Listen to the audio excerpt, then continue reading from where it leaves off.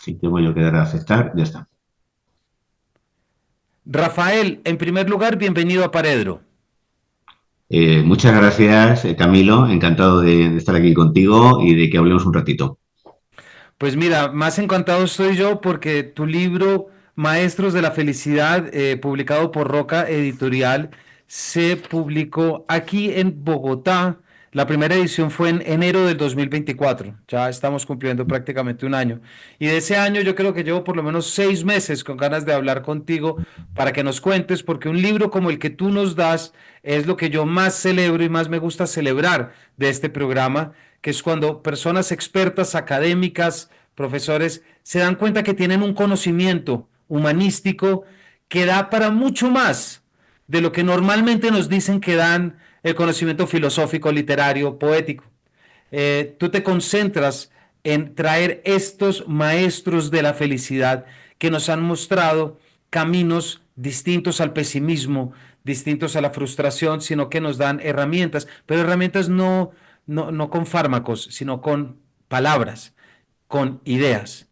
Pero sin embargo, Maestros de la Felicidad no es una guía filosófica, Rafael, y tú lo sabes mejor que nadie. No es un manual de filosofía, es también un relato de vida.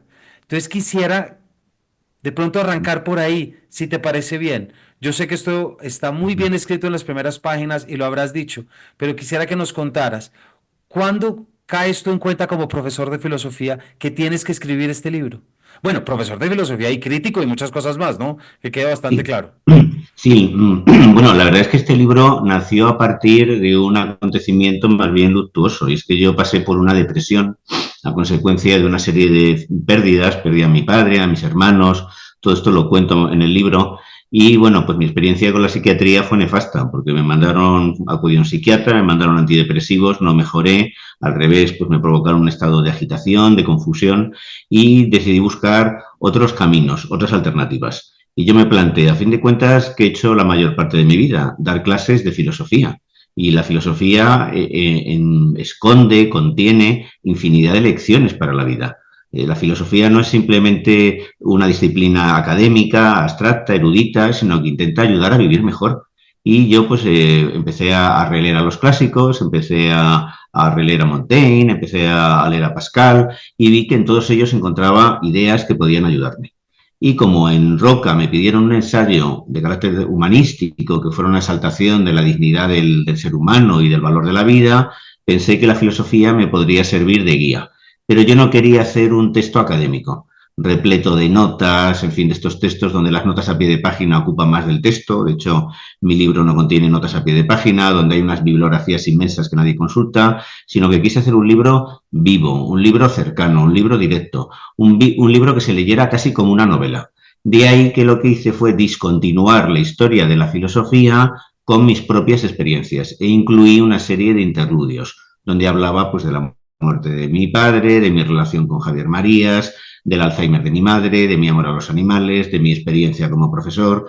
Y bueno, curiosamente estas partes autobiográficas son las que muchas veces han suscitado más interés, pero también quería poner la filosofía al servicio de los lectores no especializados y explicarles que en Platón, que en Aristóteles, que en Heidegger, que en Nietzsche, pues también hay lecciones, o en Bergson, que pueden incorporarse a la vida cotidiana. De hecho, voy a empezar a colaborar con una revista en España ahora, donde voy a tener una sección que va a ser como filosofía para la vida.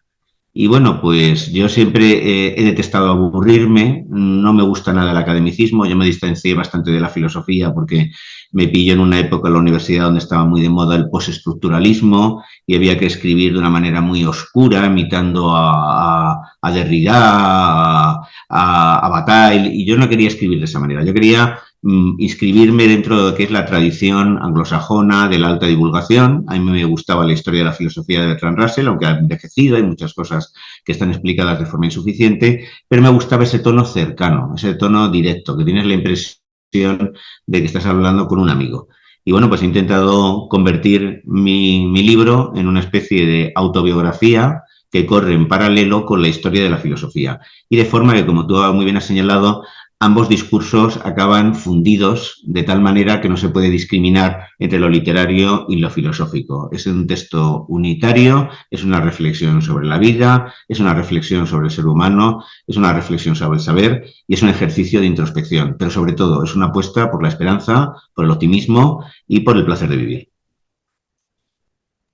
Eso último que has dicho me parece fundamental y gracias, Rafael. Es una apuesta o sea, por la esperanza, por el optimismo, por el bienestar, eh, en un momento en el que las cosas no digamos que están muy tranquilas, ¿cierto? A nivel ya No. mundial. Ahorita vamos a llegar a eso, no solamente por la pandemia que tú hablas, como tu depresión surge también en gran medida durante la época de lanzamiento, y esto yo creo que a nivel general, sino el mundo en lo que está ahorita, y es imposible no hablar esa dupla de nombres, como son Trump y Musk, todo lo que está Ya. pasando, lo que son las redes. Ahorita vamos a llegar a eso y también, por supuesto, vamos a llegar a toda la parte autobiográfica que todavía has dicho que ha sido uno de los motores que ha acercado. Pero es que quiero que nos quedamos y que profundicemos un poquito en esto que tú ves, Rafael, porque es como si tú estuvieras siempre viviendo con las respuestas hasta que dices, estas respuestas tienen que servir para algo, ¿cierto? Es decir, es como, sé algo que puedo utilizar.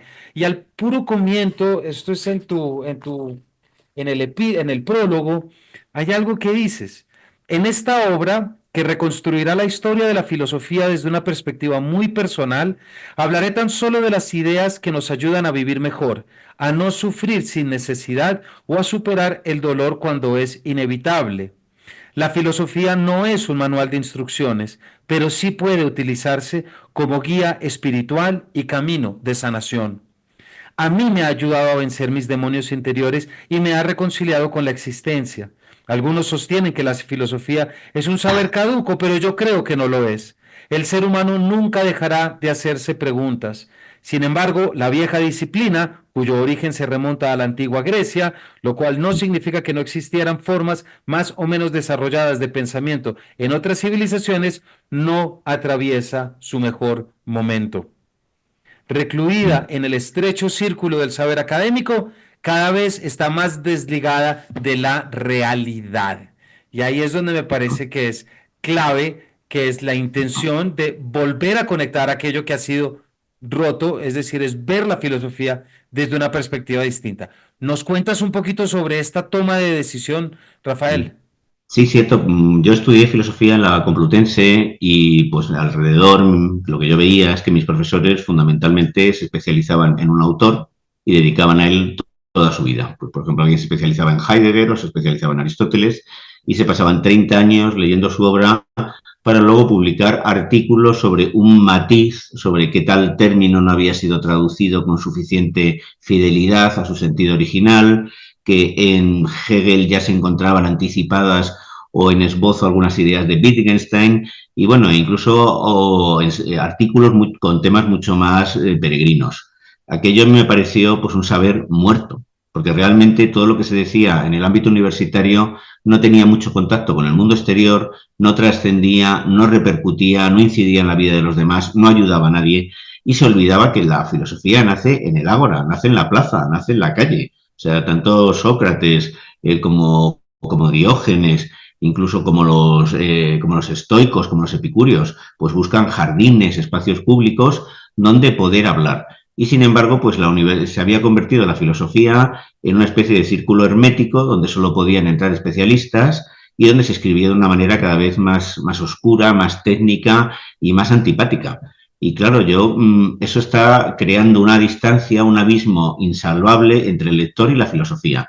Y de hecho, ahora mismo la filosofía se ha convertido en una disciplina que por un lado está de moda, por ejemplo en España no dejan de hacer salir ediciones de Cicerón, de Séneca, de Marco Aurelio, de selecciones con prólogos, pero por otro lado no aparecen filósofos con ideas propias. O sea, en España, pues el plantel de filósofos es relativamente escaso. Está José Antonio Marina, Sabater, pues Rafael Argullol. Algunos de estos autores están más cerca del periodismo que de la filosofía y sin embargo hemos tenido un Ortega y Gasset.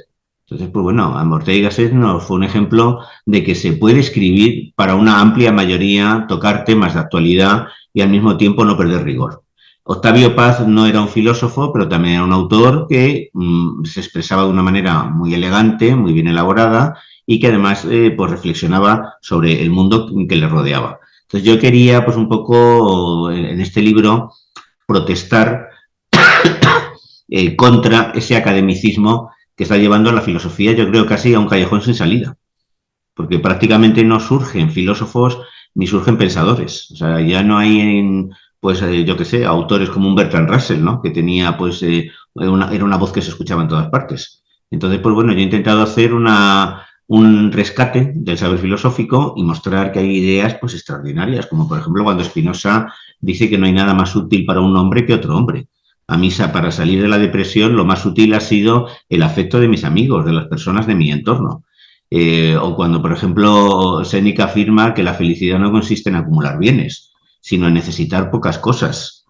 O cuando Sócrates explica el mal como consecuencia del error y no de la perversidad. Entonces, bueno, pues, o cuando Nietzsche reivindica todos los aspectos de la vida, incluso los más dolorosos.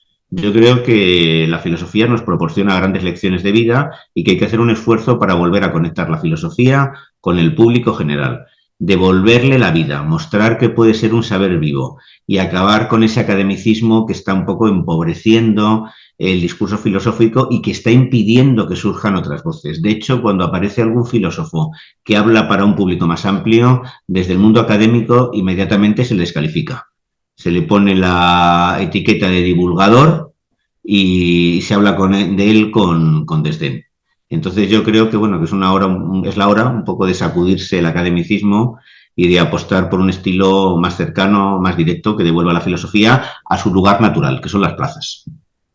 Rafael, ¿no crees que esta inseguridad, o sea, estas actitudes de lo académico, cuando aparece un divulgador y decide entregar su cetro académico solemne y decir yo me voy a cantar, es un poco como la pérdida de la aureola del poeta en Baudelaire, ¿cierto? Como el que dice ya me cansé de estar encerrado, ya quiero es estar en la calle. ¿Por qué crees que hay este escepticismo de parte de lo académico? A mí me sorprende muchísimo esto. ¿Por qué de repente surge como esta desconfianza? Casi como fuera a desconfiar, negar de los lenguajes normales. Porque te digo una cosa, frente a lo que tú nos estás diciendo, la forma como tú tomas el libro y lo llevas, yo estoy pensando en algo. Yo tuve unos extraordinarios profesores de literatura en mi carrera, extraordinarios a los que les debo muchísimo. Pero con dificultad recuerdo que alguno me dijera, oiga, si ha caído en cuenta que esta novela que estamos analizando o este poema también le puede servir en su vida. No recuerdo, ¿sabes? No, No recuerdo que alguien me lo haya dicho. Y ojo, no consiste entonces que me está dando un permiso para no escribir un ensayo de 10 páginas y entonces hacer un trabajo, ¿sí me entiendes? Como de sí, sí. poética personal. No, no, no, no. No estoy diciendo que me quitaran el rigor, solamente que me mostraran un camino y que me dijeran, oiga, esto también puede servir para esto otro. Esto también le puede servir a usted para entenderse, para no sé qué. No necesitaban ser terapeutas, pero sí fungir un poquito. ¿Tú crees o lograste definir de pronto a través de la escritura de este libro o lo pensaste? ¿Es nueva esta separación desde lo pragmático? ¿Resulta como las consecuencias de una cultura pop? ¿O qué puede ser que hayamos estado en un terreno filosófico como el tuyo, en un terreno literario como el mío, que en los, en estos palacios donde todo esto se cocina, alguien decidió desde esa mano de la conspiración que esto no puede ser para todo el mundo y que son necesarios unos vínculos de exclusión porque cada vez más uno dice las respuestas están ahí. Perdóname, esto me extiendo un poquitico más. Sí, Fíjate sí. que hay dos palabras que sorprendentemente están en boga en los últimos años y son palabras que ya han estado en nuestro territorio hace mucho tiempo. Storytelling, por un lado, storytelling es la poética, pero por el otro lado, un coach. Yo a veces tengo la impresión de que la noción de coach es la antigua noción que teníamos del filósofo. Sí, lo que pasa es que un coach normalmente lo que hace es asesorarte para que tengas éxito en el sentido más comercial y menos espiritual del término, ¿no? Entonces, bueno, el academicismo ha existido siempre, no es una cosa nueva, pero también es cierto que la filosofía, sobre todo desde los grandes avances científicos que se producen en el siglo XX, empieza un poco a sentirse acomplejada. Piensa que es un saber menor, que es un saber que se ha quedado anticuado, que es un saber que ya no puede aportar nada, y entonces hay un grupo de filósofos que intentan fundir filosofía y ciencia, pero que acaban menospreciando pues lo que es el saber filosófico tradicional. Por ejemplo, Wittgenstein escribió un libro que es un tratado antifilosófico, que es el Tractatus, donde dice, bueno, pues aquellas proposiciones que no puedan verificarse carecen de sentido.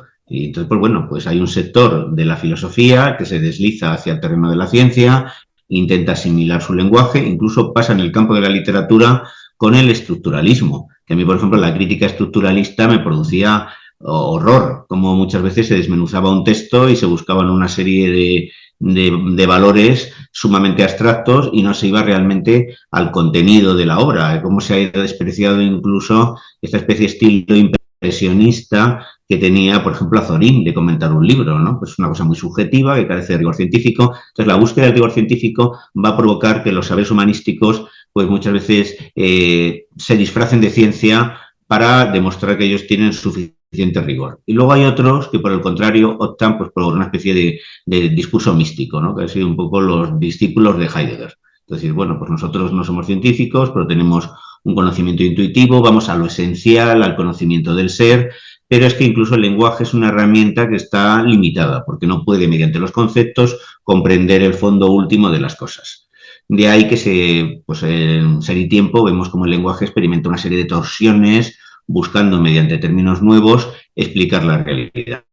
Lo cierto es que estas dos tendencias, pues la tendencia más metafísica y la tendencia más científica, han llevado un poco a la filosofía a un punto muerto. Yo creo que habría que volver un poco a una tradición más humanista. Figuras, yo he citado a Ortega y Gasset, porque es el filósofo español que tiene más proyección, pero ahora, por ejemplo, en España tenemos a Javier Gomá, que a mí es un autor que también me gusta mucho y que demuestra que se puede escribir con rigor y al mismo tiempo llegar a un público amplio.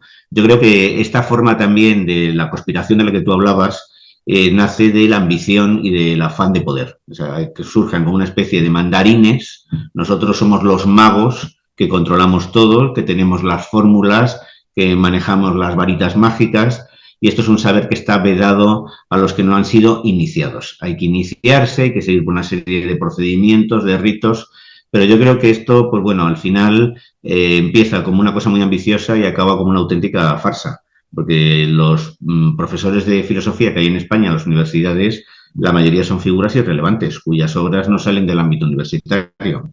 Entonces yo creo que un poco tenemos que volver a esos grandes humanistas, como pudo ser Alfonso Reyes, por ejemplo, ¿no? Que fue un gran humanista, como pudo ser Unamuno, que también es un autor que a mí me gusta mucho, o bueno, Albert Camus. Albert Camus yo lo he incluido como un gran pensador. El hombre rebelde es un gran libro. O simplemente El extranjero, La peste, se pueden interpretar como textos filosóficos y un poco se rompe pues esa dicotomía entre literatura y filosofía que me parece un poco artificial y un poco ficticia. Yo creo que son territorios que están condenados a encontrarse, a contaminarse, a realizar una especie de mestizaje. Yo creo que no hay que tomarse muy en serio a los mandarines del conocimiento y que lo que hay que hacer es volver a los clásicos, abrir un libro de Séneca, las epístolas morales a Lucilio, las meditaciones de Marco Aurelio y ver lo que encontramos ahí y expresarlo sin miedo. Y bueno, pues el academicismo ya se está muriendo solo. En realidad es como darle lanzadas a un moro agonizante, como se decía antes, ya es un cadáver y ahora están, pues mira, yo creo que el fenómeno de Irene Vallejo es muy esperanzador, porque un libro que en teoría parece increíble, ¿no? Que pudiera ser un bestseller, ha vendido en todo el mundo 1 millón de ejemplares. Es un libro sobre la historia del libro, es un ensayo sobre la historia del libro en el mundo antiguo, y sin embargo ha traído un público muy amplio. Entonces yo creo que un poco ese es el camino. Y he apuntado el nombre de Irene Vallejo, pero podría citar también el nombre de Javier Gomá, que me parece un excelente divulgador, y otros muchos, o el libro este que hemos citado de Mapa de Soledades de Juan Gómez Bárcenas. También es un ensayo luminoso, muy bien escrito, muy inteligente. Entonces yo creo que no hay que tomarse muy en serio a los mandarines, volver a los clásicos y escribir sin miedo. Pues fíjate que ahorita que mencionas a Irene Vallejo, perdón, también aquí que la audiencia lo sepa, esto a mí me lo contó directamente pues el equipo de Irene en Colombia. El Infinito en un Junco es de los países donde más se ha vendido el libro. Es decir, Mm, el éxito que ha tenido en Colombia, lo que supuso la visita de Irene el año pasado también fue algo que movió todo, absolutamente todo. Y antes de comenzar, Rafael, tú también me contabas que tu libro, Maestros de la Felicidad, está teniendo mucho éxito en Colombia, ¿cierto? También aquí se ha vendido Sí, bastante, es un libro que ya va por la cuarta edición, se calculan más o menos los 20.000 libros vendidos. sí, sí, bueno, son 4 ediciones en formato grande y 2 ediciones de bolsillo, o sea que en realidad serían 6 ediciones. Yo lo único que sé es lo que me ha contado la editorial, que es Penguin. Roca pertenece al grupo Penguin y pues desde Roca me dijeron que los responsables de Penguin en Colombia estaban muy contentos porque el libro se está vendiendo muy bien y de hecho me han llegado pues muchas fotografías de lectores que han comprado el libro desde Medellín, desde Bogotá, que me mandaban pues fotos. Lo cierto es que hasta ahora ningún medio me ha hecho ninguna entrevista ni tampoco mucha gente me pregunta, ¿y no vas a venir a la Feria del Libro de Bogotá? Claro, depende de que alguien me invite, ¿no? Depende de que alguien me invite. Espero que a lo mejor, pues no sé, con el siguiente libro surge la oportunidad.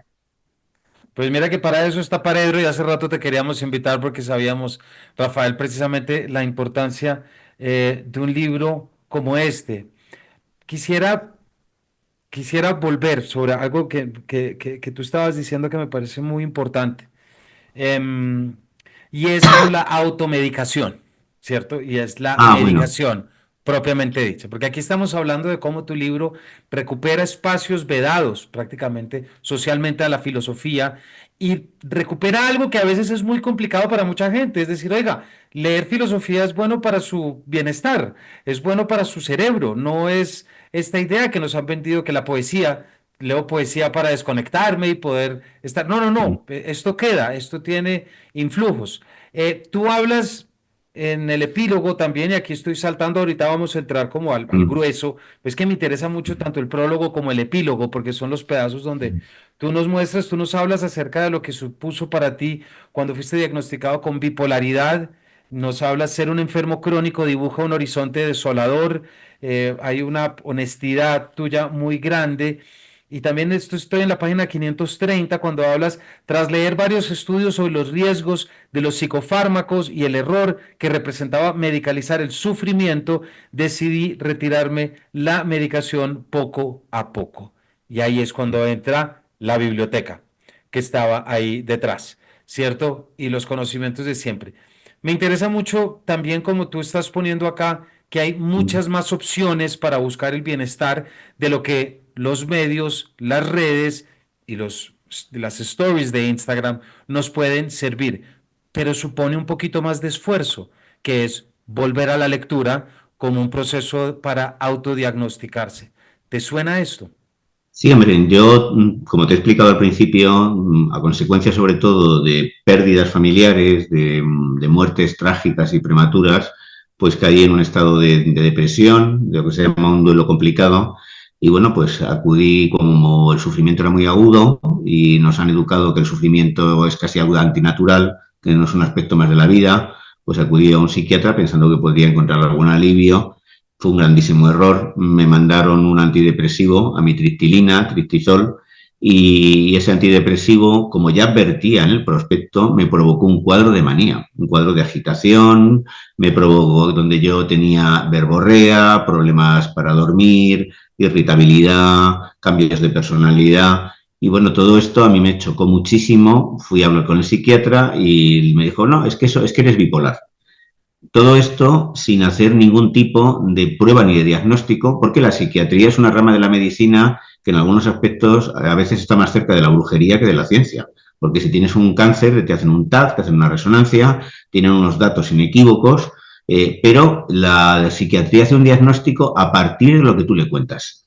Y a partir de un manual de diagnóstico, que es el DSM-5, que es un disparate, que ya me parece que contempla 400 tipos de enfermedades mentales y donde dice que hasta el duelo complicado pues es una enfermedad mental.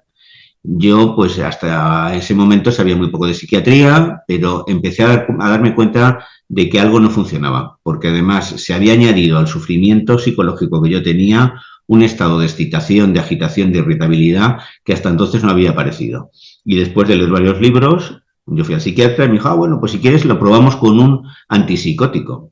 O sea, ya, un antipsicótico para calmar la agitación que me había provocado el antidepresivo, que es un euforizante. El antipsicótico, que yo los he visto en otras personas, me hubiera dejado cao, en un estado, vamos, casi babeando. Y en esas fechas yo daba clases.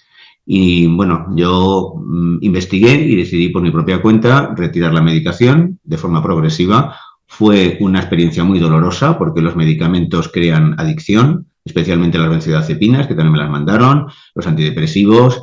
Tuve muchísimos problemas para volver a dormir de una forma natural, me levantaba a veces con dolores musculares. Yo no estoy invitando a que nadie deje la medicación, hay personas a las cuales les puede ir bien, pero es cierto, y eso se sabe, que se está abusando de los fármacos. La psiquiatría no ha experimentado apenas avances en los últimos 50-60 años, porque, por ejemplo, los antipsicóticos son medicamentos que tienen ya prácticamente 6 décadas.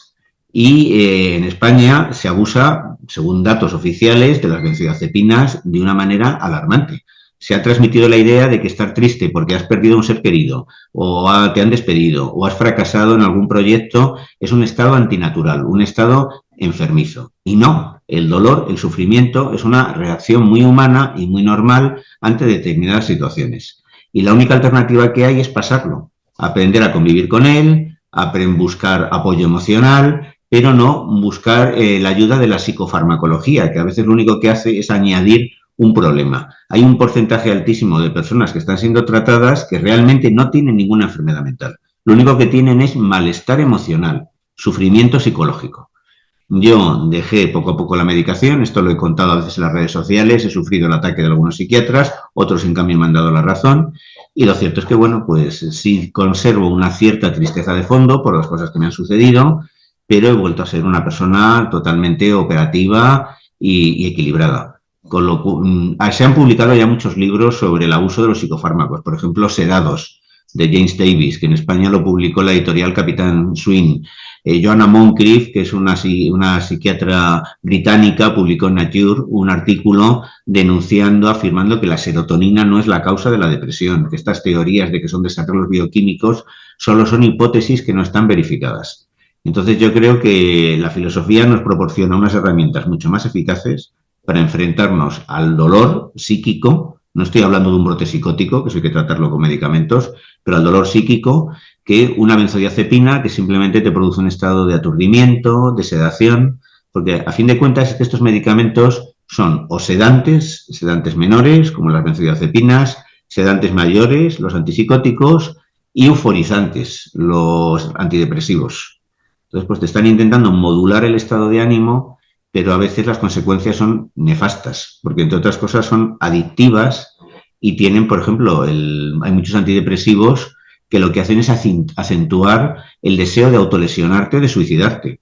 Los chicos estos de Columbine, los que cometieron aquella matanza famosa en un instituto, unos meses antes habían empezado a tomar paroxetina y sertralina.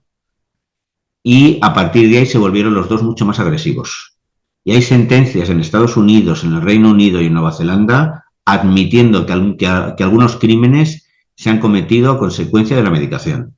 Con lo cual, ¿la medicación hay que suprimirla? No. Hay que utilizarla cuando es necesario, de una forma inteligente y moderada. Pero no crear una cultura donde ante cualquier problema, pastillas, pastillas y pastillas. Hay que romper esa tendencia y aprender a convivir con el dolor de una forma más saludable. Pues Rafael, gracias porque todo lo que nos dices y en el libro también está desarrollado, pero solamente eso con lo que terminas. Nuevas formas de habitar con el dolor, por ejemplo. Y hay algo muy importante que tú pones en una frase y dices que lo que te permitió la escritura del libro y reconectar desde estos canales con la filosofía fue recuperar el amor propio. Y eso me parece que es algo Claro. fundamental y de lo que uno normalmente no lee en un libro de filosofía.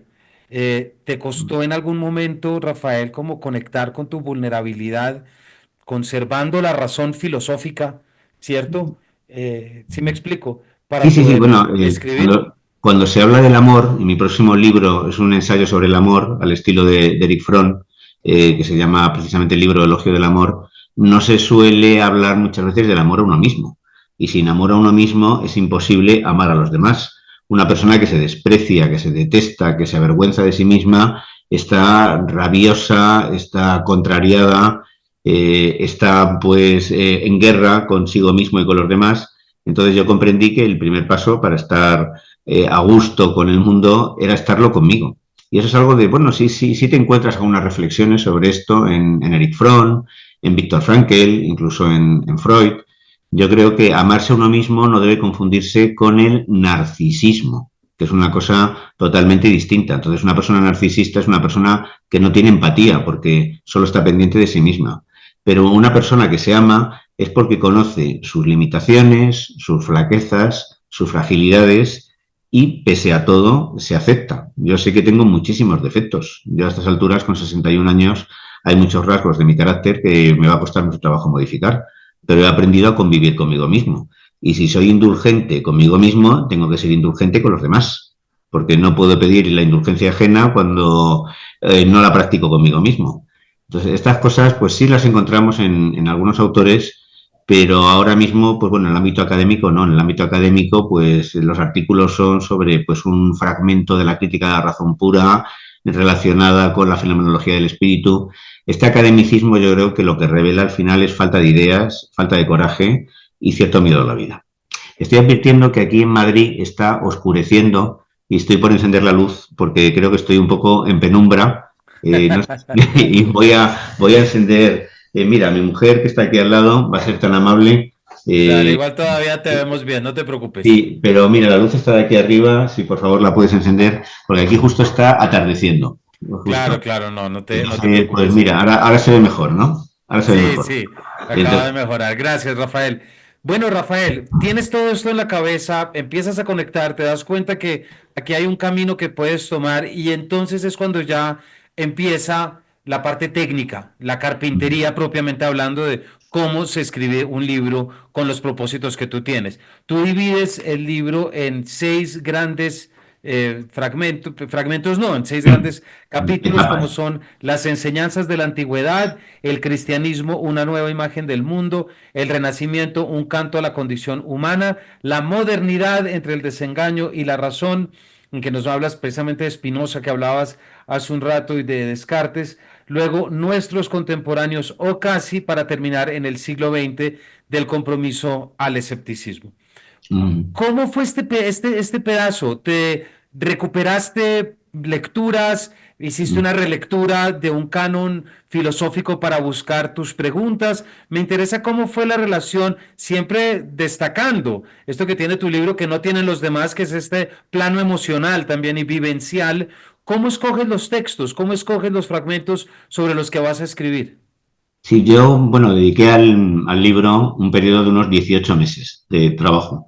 Y de esos 18 meses, yo creo que 8 fueron pues de escritura y el resto fueron de lectura. Y lo que hice fue, pues bueno, coger algunos de los textos clásicos que había leído, algunos hacía muchos años, yo que sé, La República de Platón, hacía mucho tiempo que la había leído. Los textos que se han leído a lo mejor hace 20 años o 30 años, solo conservas un recuerdo muy difuso. Entonces me hice una lista de los grandes clásicos, pues la Crítica de la Razón Pura, eh, pues también me leí las Meditaciones de Marco Aurelio otra vez, las Epístolas Morales de Lucilio, la Ética de Spinoza, los Tratados. Y bueno, pues cuando ya consideré, fui tomando notas y cuando consideré que más o menos me había leído como los 40 o 50 clásicos ineludibles de la historia de la filosofía, ya empecé a utilizar como fuentes secundarias las historias de la filosofía, que hay algunas muy buenas, como la de Reale y Antiseri, la de Emile Durkheim, también es muy útil. Y pues bueno, pues yo no soy como muy aficionado tampoco a tomar notas, más bien suelo almacenar el conocimiento en la cabeza y lo que sí hago en los libros es subrayar, poner notas al margen, hacer algunos comentarios en las páginas finales. Y cuando ya tenía pues todo este material en la cabeza, me puse a escribir, rodeado eso sí de una línea Maginot de libros para poder consultarlos. Y no quise escribir exactamente una historia de la filosofía, porque hay autores que no aparecen. Por ejemplo, no hablo de Hobbes, no hablo de Hegel, no hablo apenas de Ortega, que ya a veces me han dicho, no, es que hay grandes vacíos. Digo, sí, aunque yo creo que he tocado pues a los grandes, pero no quería era centrarme tampoco en autores muy pesimistas, como Hobbes, como Maquiavelo, como Schopenhauer, al que yo admiro mucho por otro lado, pero estos autores un poco los dejé fuera. Simplemente los menciono en algún momento. Cuando hablo de Nietzsche, pues comento algunas cosas de Schopenhauer. Cuando hablo de Spinoza, también comento algunas cosas de Maquiavelo. Pero incluso por consejo del propio editor, que me ayudó, pues un editor buenísimo que es Martín Esquifino, que es argentino, que trabaja para Roca. Y entonces dijo, bueno, yo creo que estos autores, con que hagas algún tipo de alusión, pues no es necesario desarrollar su pensamiento.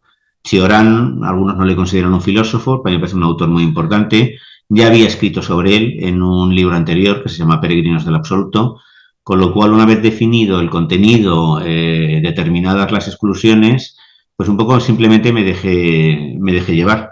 Me siempre a la hora de hablar de filosofía, pues parece que lo esencial es tocar metafísica, en este caso teoría del conocimiento de una manera secundaria, política también, pero lo que es la ética y la parte más dedicada a lo que es la sabiduría vital, pues es la que tiene más protagonismo en mi libro. Por ejemplo, cuando hablo de Platón, no me meto en las cuestiones más espinosas sobre pues el mundo de las ideas. O sea, no le vi mucho sentido ponerme a hablar del teteto, del sofista, del Parménides, que son los diálogos más complejos, más técnicos. Además, yo un poco quería transmitir la imagen de profesor de instituto, que es lo que yo he sido, que se está dirigiendo a alumnos que tienen entre 16 y 18 años.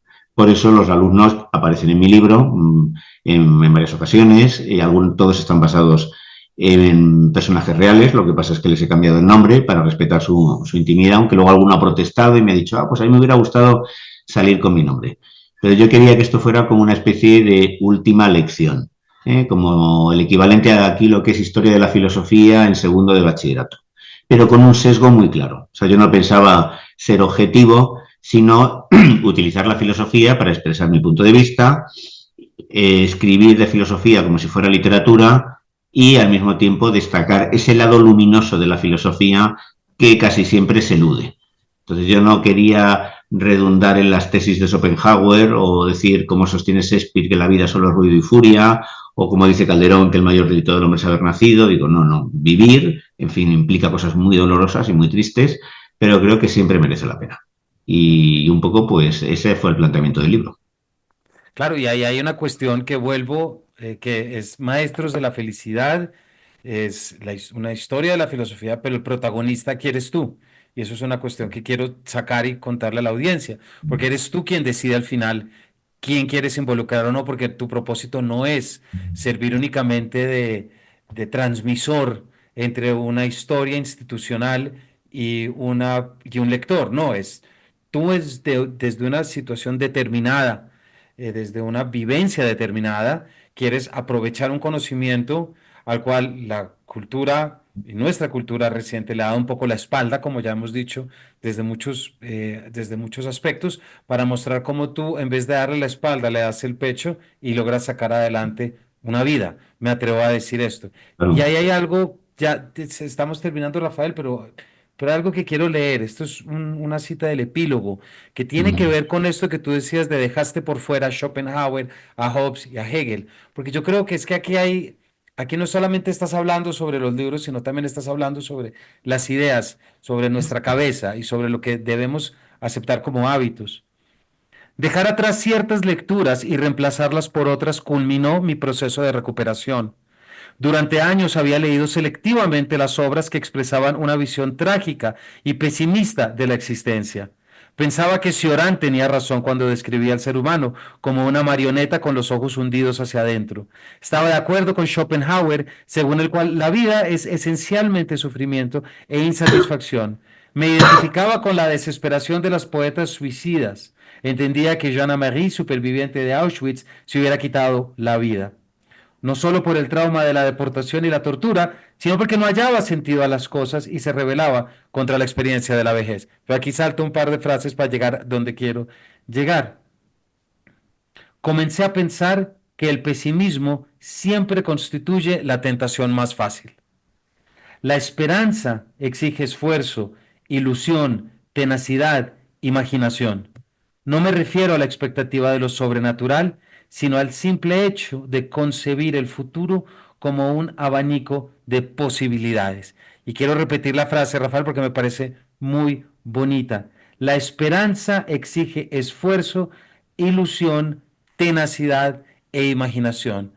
Me atrevo a decir Mm, que esto que estás diciendo es casi que una clave para la época que estamos viviendo, Rafael, para las pues, vicisitudes actuales, para los motivos que generan ansiedades, depresiones y una cantidad de cuadros claro. psiquiátricos por cosas que están metidas en la casa. Sí. Perdona que tengo una tos primaveral provocada por, por una especie de alergia.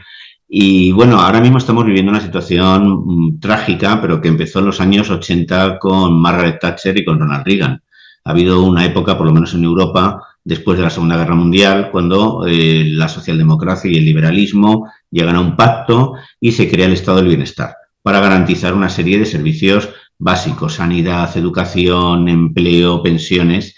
Y eso pues ha permitido unas décadas de estabilidad, a pesar de que teníamos de fondo la Guerra Fría y que también en los años 60, finales de los 60, surgieron grupos terroristas de extrema izquierda, también hubo un terrorismo de extrema derecha que en Europa se articuló a través de la Red Gladio, al parecer con la connivencia de la OTAN para evitar el ascenso del comunismo en los países del Mediterráneo. Pero a pesar de todas estas tensiones, pues ha habido una época de relativa paz social y de prosperidad.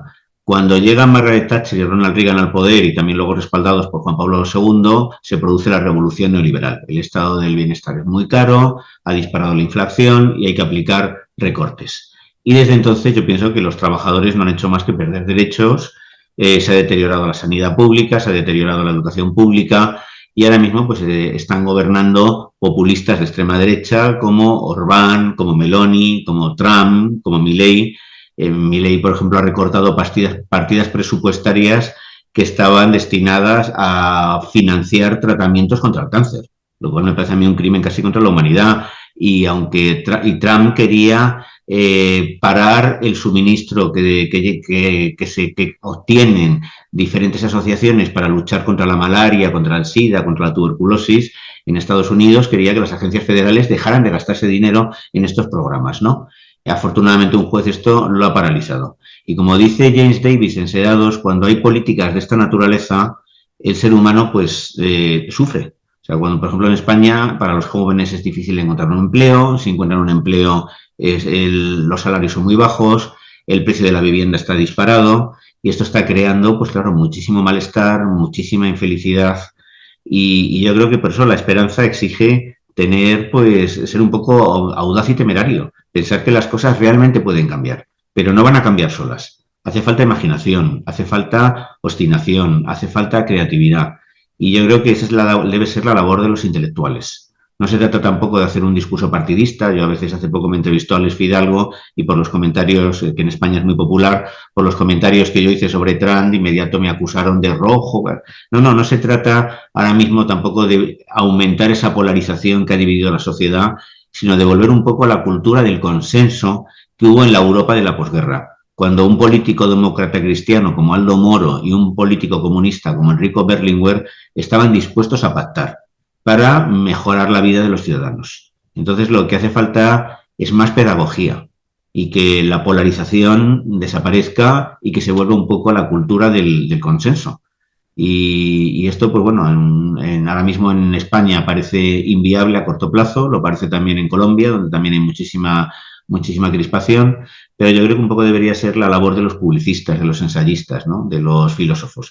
Yo no me dedico especialmente a la política, realmente, salvo algunas notas en redes sociales, lo que escribo fundamentalmente sobre literatura, filosofía, cine, pero sí creo que las condiciones materiales de vida determinan también la salud mental. Entonces, en una sociedad insolidaria, donde hay unas desigualdades crecientes, donde unos pocos concentran casi toda la riqueza y una mayoría vive cada vez con más precariedad, pues es inevitable que la enfermedad mental, que la depresión, que la ansiedad se disparen. Con lo cual, pues bueno, yo he intentado con mi libro, que mi libro fuera un soplo de esperanza, que a los lectores que llegue, pues que se les transmita la idea de que el ser humano tiene muchos recursos, más de los que cree, que no estamos atados de pies y manos, que no somos víctimas de la fatalidad y que cada uno en su entorno puede hacer como una pequeña revolución, simplemente el trabajo de un profesor, de un periodista, de un médico. Yo ahora que he pasado, mi mujer ha pasado por un cáncer, lo ha superado, está curada, pero hemos sufrido mucho y cada vez que nos atendía un médico con humanidad, eso para nosotros era algo impagable. Entonces yo creo que lo que hace falta es más humanidad en todos los aspectos de la vida, en la filosofía, en la literatura, en la medicina, en el periodismo, en el trabajo simplemente de un supermercado. Cuando vas a un supermercado y te atienden con amabilidad, sales de allí con el rostro transfigurado. Una de las cosas que hace la filosofía es destacar, o hace pico de la mirándola, la dignidad del ser humano. Hay que pensar que realmente lo que nos humaniza es nuestra relación con los demás y tenemos que adquirir el hábito de cuidar a los otros. No podemos cuidarnos a nosotros mismos si previamente no adquirimos el compromiso de cuidar a los demás. Lo que yo pediría es como una vuelta a una especie de humanismo de carácter general, que puede tener unas raíces cristianas o no, pero que nos pone de manifiesto que eso que llamamos trascendencia, que no tiene por qué ser ese Dios, ese ente del que nos ha hablado la tradición, pues que la trascendencia surge cuando la mirada de dos seres humanos se cruzan y experimentan simpatía, afecto y solidaridad. Esto lo decía Emmanuel Levinas, que es un autor difícil, pero al que yo admiro mucho. Pues muchísimas gracias, Rafael, porque aquí nos casamos y colgamos en el marco de la cama todas las palabras con las que acabas de cerrar. Eh, entre todo lo que dijiste, quiero traer eso. Hay más recursos de los que creemos. Contamos con más recursos.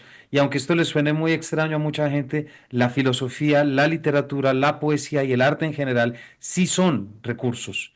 No Exacto. son pañitos de aguas tibias como tanto se ha hecho creer también por unos impulsos mercantilistas, yo creo, en el que quien se dedica a eso se dedica a cosas que nada tienen que ver con la realidad, está mucho más cerca y un programa como este, gracias a ti, Rafael, y un libro como el tuyo, Maestros de la Felicidad, de Sócrates a Víctor Frankl, un viaje único por la historia de la filosofía, pues así lo demuestra. Rafael, muchísimas gracias por habernos acompañado y por tu complicidad y por habernos contado tantas cosas. Muchísimas gracias a ti, Camilo. Ha sido una conversación muy fructífera y yo creo que es uno de esos pequeños actos revolucionarios que contribuyen a mejorar la vida de todos, porque muchas As- veces infravaloramos la importancia de lo que hacemos. Así que muchas gracias y enhorabuena por tu programa. Muchas gracias, Fael. Y me vuelvo a eso. A veces no hay que pensar en grandes revoluciones, sino en las pequeñas revoluciones, en lo que cada uno tiene que hacer, en lo que cada uno se tiene que proponer o en lo que cada uno se tiene que esforzar para contribuir al cambio total. Muchas gracias, Rafael.